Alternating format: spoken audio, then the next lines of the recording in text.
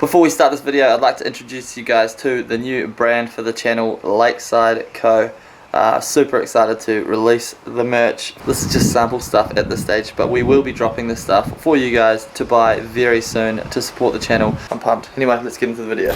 What's good, guys? Welcome to another video. Today we're working on the T18 again. We're making some massive moves with this thing, and I'm quietly stoked about it. Today we're going to be installing a lock kit and the bolt-on flares. So with drift cars you want to have a lot of steering angle, and as you can see this thing does not have a lot of angle from factory. This is it on full lock and it's just not where we want to be with this car. So I was going to cut and shut the knuckles and extend the LCAs, but I was shopping on Facebook Marketplace and I found some cut and shut knuckles already done, which is pretty wicked. It's very rare that you'd find anything like that. So these are the knuckles.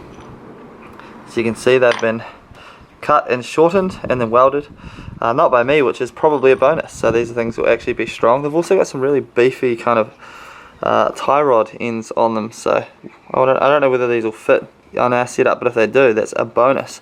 We also have some R31 front LCAs. Now apparently these fit.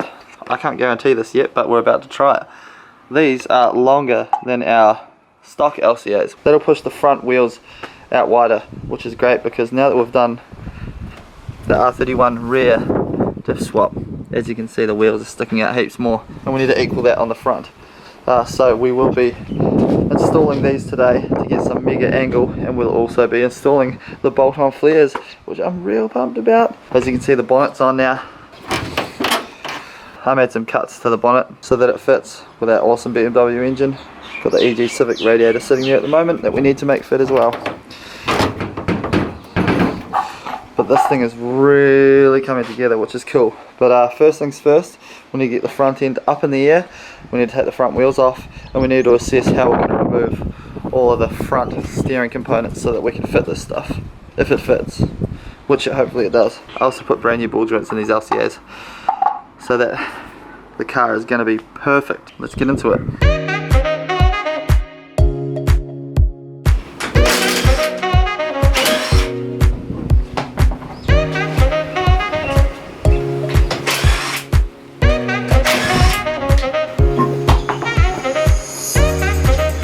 So we have the wheels off and the car up in the air.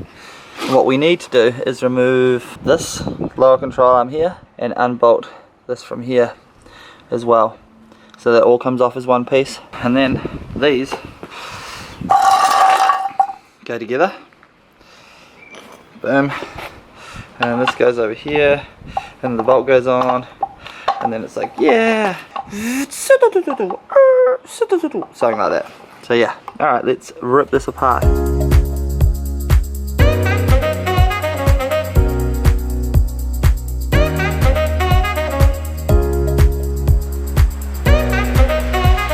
Boom! We've removed everything that we needed to remove. Here's the old LCA, which was in the car. Here's the R31 LCA. Rad, that was really easy. Lovely, took about 10 minutes. Love these coilovers in this car. Stoked that they came with it because they'd be pretty hard to find otherwise. Anyway, as you can see, setting them side by side and looking down, the R31 LCA is quite a bit longer, which is awesome. Looks to be about 15mm longer, which will give us 15mm more poke, which is nice. So let's go ahead and see if they actually fit in. Also, actually, while we're here, so have a look at the R31 LCAs. So the T18 LCA is straight, whereas the R31 LCAs, you can see they go off on an angle. So that means that if we put this one on the right hand side, it's going to push the wheel forward more and give us more caster, which will give us better return steer as well. So just another awesome wee fact for the R31 LCAs. So nice cheap wee lock kit that we've got going on. Our R31 LCA and lock setup is ready to go into the car. Everything is all nicely locked together.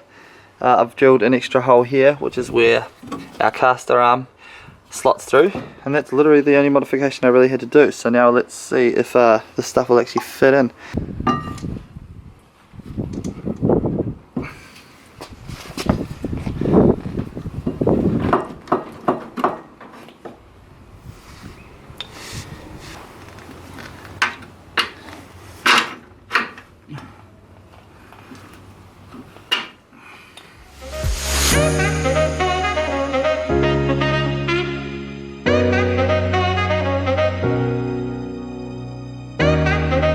Alrighty, so we have our R31 LCA and T18 modified knuckle bolted into the car. So stoked. Alright, so I'm just going to go ahead, I'm going to pull the inner plastic liner out, and then we're going to put the wheel on and lower it down to the ground. I also need to adjust the camber on the top hat now because it'll have quite a bit more camber because of the extended LCA. We'll see how much of the guard we need to chop out to put the bolt-on flares on. Yee-hee!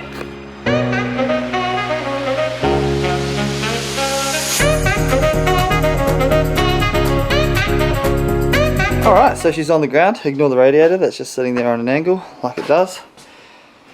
But as you can see on this side, that's the stock side that we haven't changed, and it's just chill, a little bit of camber, fitments, it is what it is. But then this side, boom, look how aggressive the camber is because we've extended the LCA along the bottom, but we haven't changed anything on the top, so obviously that pushes the bottom of the wheel out. That's much more aggressive. So we'll adjust the top hat right here and dial that camber out, and then we'll have a lot more aggressive fitment. Then we'll go ahead and cut these guards and put some bolt-on flares on. See how it's going to look. Man, I love this stuff, it's so fun. So we just simply pull this back, boom, just like that. Do these up so it can't slip back to where it was. Obviously we'll get a proper wheel alignment once this thing is finished. Let the car back down.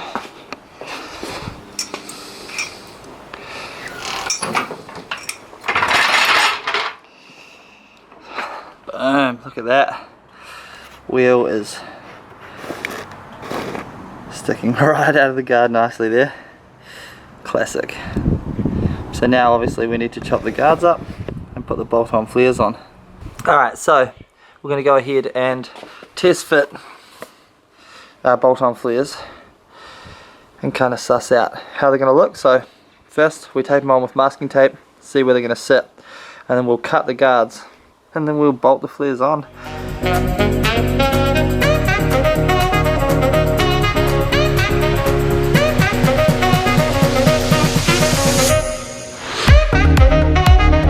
Alright, so I've kind of figured out where I want the flares to sit. I'm actually going to go ahead and chuck a couple of the bolts into the flares so that they sit properly, and then we'll go ahead, remove the flares and make the cuts.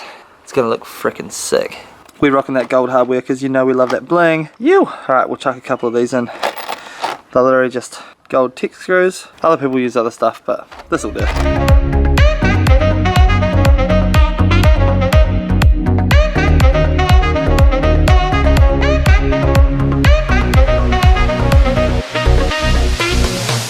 Boy, there we have it, the flares are on. Obviously we've got to take them off and actually cut the inner of the guard. I think I can lower the car a bit more as well, which would be nice, and I also have to do a bit of hammering in there for clearance for full lock, but I reckon that looks pretty damn cute. Alright, I'm going to fit the rear guard on now, this one here, and then I can pull them both off, do the chopping that we need to do.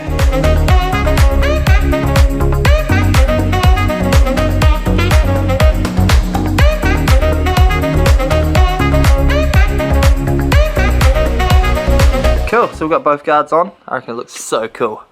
Definitely looks aggressive, that's for sure, but crazy. So we'll take both of them off and we'll cut the guards so that we can set the car as low as it's actually going to be. I don't deny there's some strange evolutionary process going on, but mankind won't be destroyed. The fact that you and I are working here today is evidence of that. So the guards are all cut up, beautiful, and I've also beaten the inside of the guards here because there's usually this lip that runs out like this. So I've beaten it all down because the wheel was already hitting on it on full lock. Now that we have more lock and we run the car quite low, so beating that in should clear that out for us, which is rad. So now we'll go ahead, chuck the wheel on, lower it down. It's one of these claws all the way down as well. Go low or go home type thing. Chuck the wheel on, see how it looks.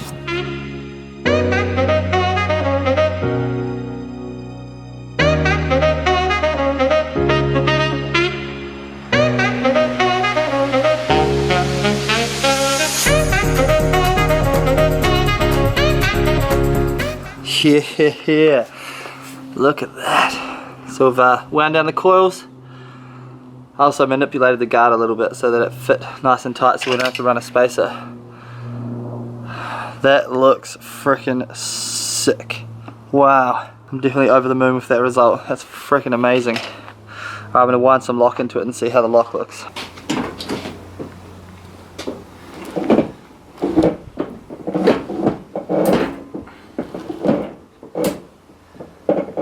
Holy crap.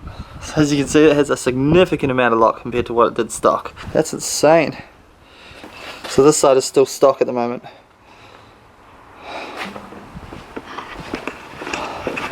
And this side just looks freaking crazy.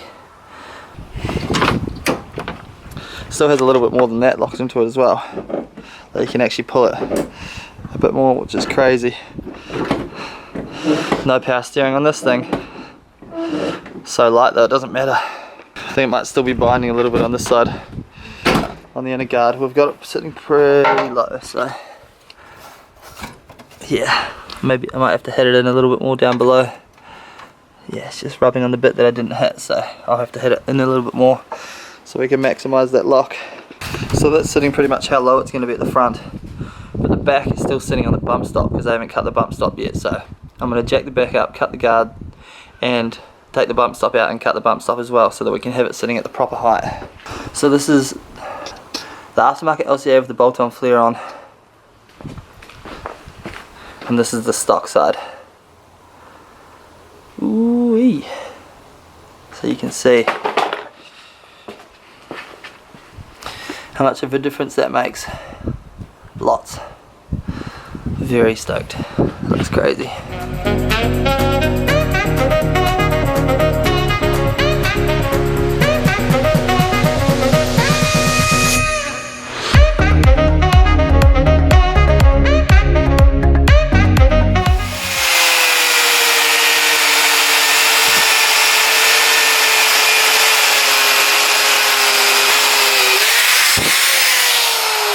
Boom, so we just chopped the bump stop down. So it was that long, which of course isn't going to work for us because, you know, we want to run the car slammed as possible. So chop that much off, still that much rubber, so then we're not going to hit metal on metal. Put that back in and it just gives us that much more travel for the spring before it hits the body. So nice.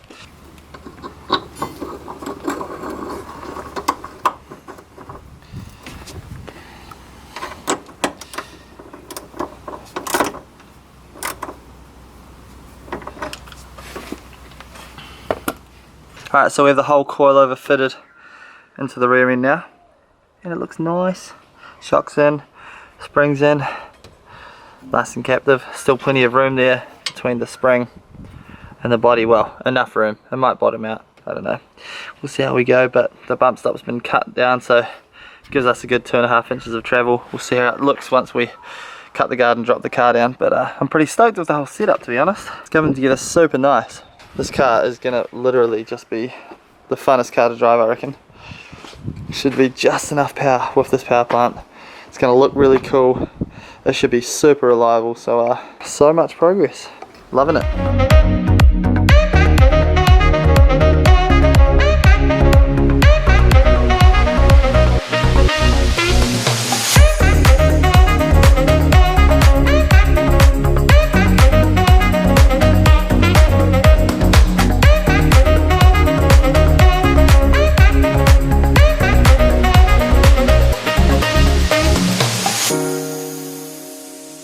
Look at all the rust that fell out of this thing. Crazy. Mad. So there's two seams of metal here, so I'll need to at some point weld them together so the whole car stays, I guess, rigid and doesn't get a bunch of smoke into the cabin. Although it'll probably come out the rust holes anyway, so, but yeah, I'll definitely still chuck some welds on those, but for now I'll put the bolt-on flare on and we'll lower the car down.